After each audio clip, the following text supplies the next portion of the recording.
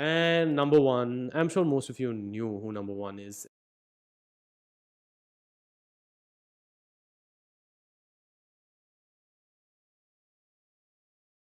The English Premier League has seen a surge of private investment over the years. Currently, all 20 of the Premier League clubs are privately owned. The first 10 of those were bought in a period of 11 years from 2001 to 2011.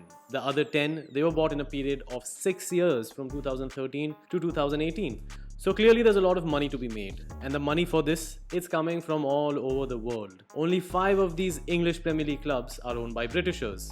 4 others are owned by Americans, 3 more by Chinese, and the other 8, well, they're spread out from Egypt to Russia, Italy to Iran, and the Arabian Peninsula to the Southeast Asia. So in today's video, what we're going to do is we're actually going to keep it real simple. We're just going to rank all of these Premier League club owners by their net worth.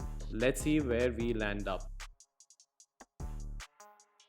Coming in at number 20 with a net worth of only £62 million is Mr. Mike Garlick, the chairman of Burley Football Club. Mr. Garlick took 49.3% ownership of the Clarets in 2015, and he's the founder and CEO of Michael Bailey Associates, which is a project management and consultancy company. Not much to read there. Up in number 19, we have Prince Abdullah bin Musa'ad of Saudi Arabia, who owns 50% of Sheffield United. Prince Abdullah is worth £250 million. What's not interesting is the fact that he owns a paper manufacturing company set up in 1989. What is interesting though is that he's the direct great-grandson of the founder of Kingdom of Saudi Arabia. Up in number 18, we have the Italian Andrea Radrizzani, worth £450 million. He owns 90% of Leeds United. Radrizzani made money in sports media by acquiring rights of distribution to Serie A teams, Roland Garros, Formula 1 races, and other sports, and he would sell these rights in emerging markets such as Southeast Asia, the MENA markets, and others. Up in number 17, we have our first billionaire, Mr. Tony Bloom. A Britisher, he took 75.61% ownership of the Seagulls in 2009. Worth £1.3 billion, he made his fortune in online gambling, real estate, land development, and others. Fun fact about Mr. Bloom, he's an avid poker player, and he even finished 4th at one of the WSOP events in 2005. Up in number 16, we have the ominous duo of Mr. David Sullivan and David Gold. If you don't know them, then they own West Ham United, and I think collectively they're worth £1.5 billion. Mr. Sullivan owns 51.1% of the Hammers, and Mr. Gold owns 35.1%. Up in number 15, we have the British Iranian Mr. Farhad Moshiri, who owns 77.2% of the Toffees, worth £1.9 billion. He owns and has shares in multiple steel and energy companies in the UK and Russia. And that is how he became friends with a certain Mr. Alisher Usmanov, and the two of them, primarily Mr. Moshiri actually, they had a failed bid for the takeover of Arsenal in the early 2010s. Following which, he turned his attention to Everton, and as the story goes, once he completed the takeover of Everton, he called as many footballing agents as he could round up to his yacht in Monaco, and he gave them a long list of world-class talent for the agents to get. But sooner rather than later, he found out that just having money is not enough, because the talent looks for more than just money. And that's why for Mr. Moshiri to actually get Carlo Ancelotti last year is seen as a major coup for the Toffees. Up in number 14, we have the first Chinaman, Mr. Lai Guochuan, worth £2.2 billion. He owns 87.8% of the Baggies. It says here that he paid 200 mil in 2016 for that 87.8%, and he actually made his fortune through his company Palm Eco Town Development Company, which is seen as one of the largest landscape and construction companies in China. We're getting into the business end now. Lucky number 13, Mr. John Henry, Liverpool FC, American. Paid 300 million in 2010 for 100%. Took the ownership of Liverpool away from Gillette and Hicks. He's worth 2.35 billion pounds, made his money in investment management, but also owns Fenway Sports, which along with Liverpool FC owns a certain Boston Red Sox, another world-class sports brand. In number 12 from the north, we have Mr. Mike Ashley, Mr. Mike Ashley took over Newcastle United in 2007 for £134 million. He himself is worth £2.66 billion.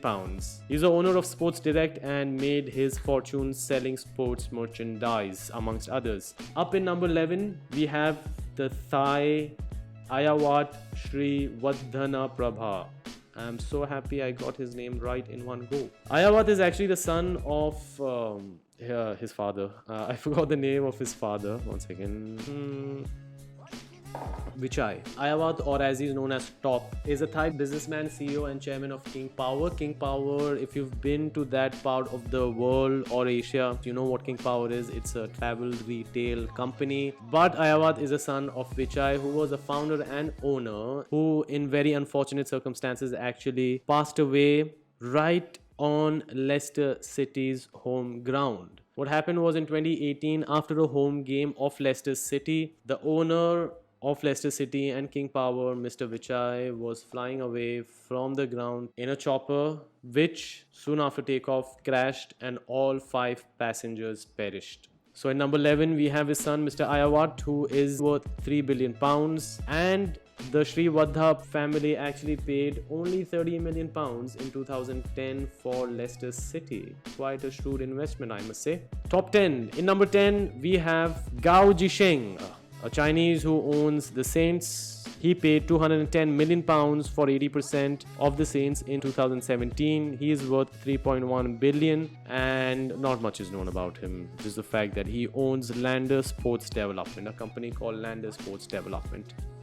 Number 9, Crystal Palace. I think this is my most interesting one, because so far you must have seen that all of these clubs are owned by individuals. Now these individuals, obviously they run these clubs under various parent companies, but the owners of Crystal Palace are actually 3 gentlemen who own 18% stake each, and all 3 of them are rather very shrewd investors. They are Joshua Harris, Joshua and David Blitzer. David Blitzer, who's a senior exec at Blackstone, one of the biggest investment management companies in the world. They also own the NBA franchise Philadelphia 76ers. Joshua Harris is of Apollo Global Management fame. Joshua Harris is worth a cool £3.6 billion. Up in number 8, we have the world-renowned, footballing world-renowned. Up in number 8, we have the Glazer family, the American family which owns Manchester United. They started their procedure to take over Man U in 2003. By 2005, they had finished, and by the end of it, they had paid £790 million. The family is worth £3.6 billion. Currently, Malcolm's sons, Avram and Joel, have stepped up as co-chairmen of Manchester United. They made their fortune in property, banking and healthcare. In number 7, we have 2 individuals whose company, ENIC Holding, owns 85% of Tottenham Hotspur. And the leading shareholder, Mr. Joe Lewis, is worth £3.6 billion.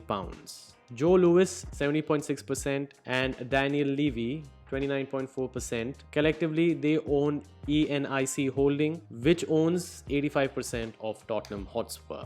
Moving on to number 6. Number 6, we have Guochuan, Chinese again, who owns, I think, 100% of Wolverhampton Wanderers. He completed his takeover in 2016. He's worth £5 billion, and he's a chairman of the Fosun Group. Some of you might be aware of the Fosun Group from China. And he has also invested in insurance, pharmaceuticals, healthcare, property, steel, mining, retail, services, and finance. I don't think this man has left anything to invest in. Up in number 5, we have the Egyptian Mr. Nassif Sawiris. Mr. Nassif Sawiris is a billionaire in his own right. He's worth £5.5 billion. His father was a billionaire as well, and for once the son is richer than the father. The father was estimated to be worth around £1.5 billion. Yeah, 1.5. The father was worth £1.5 billion.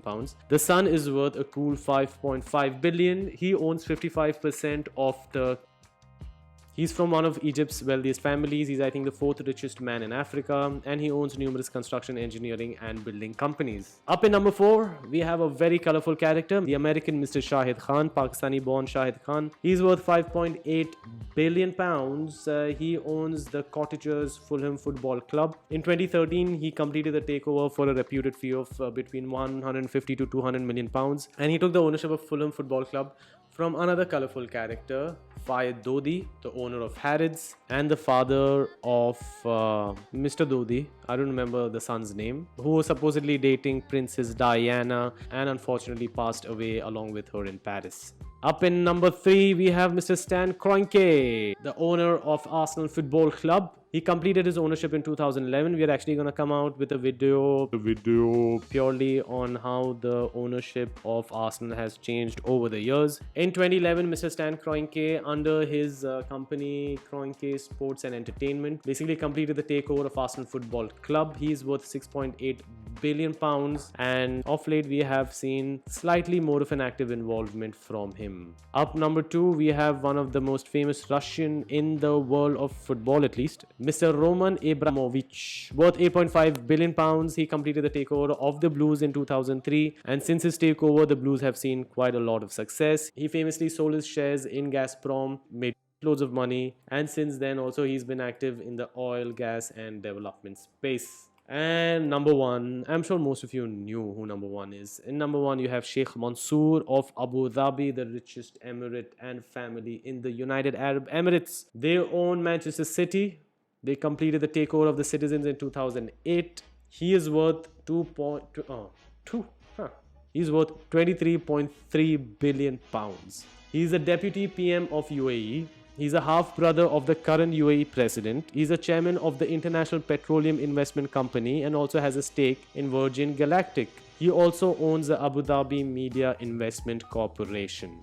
So there you have it, the richest of the richest Premier League owners. Let me know how you guys found this video. While doing whatever research I did for this video, what was interesting was the 2 points that I addressed right at the top. One is that the current owners have been in their position only in the last 20 years. The bulk of them have happened in the last 6-7 years from today. And what wasn't surprising was actually the diversification in terms of the nationalities. That was not surprising one bit. I knew it. I was actually waiting to figure out and count as to how many Americans we have, how many Arabs we have, how many Chinese we have. And I was rather surprised that we actually only have 3 Chinese, because in other leagues you have a few more Chinamen over there. Anyway, hope you guys like the video. We are going to be a lot more regular now. Thank you for watching till the end. Until next time. Ciao, ciao.